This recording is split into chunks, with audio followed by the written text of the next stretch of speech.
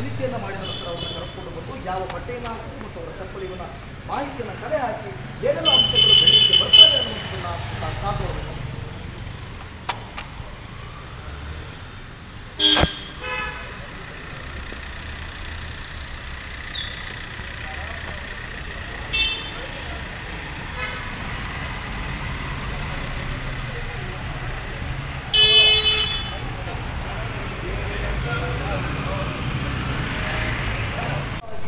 ತನಿಖೆಯನ್ನು ಮಾಡಿದ ನಂತರ ಅವರನ್ನು ಕರೆದುಕೊಂಡು ಬಂದು ಯಾವ ಬಟ್ಟೆಯನ್ನು ಹಾಕಿ ಮತ್ತು ಅವರ ಚಪ್ಪಲಿಯನ್ನು ಮಾಹಿತಿಯನ್ನು ಕಲೆ ಹಾಕಿ ಏನೆಲ್ಲ ಅಂಶಗಳು ಬೆಳಕಿಗೆ ಬರ್ತವೆ ಅನ್ನುವುದನ್ನು ಕಾಪಾಡಬೇಕು.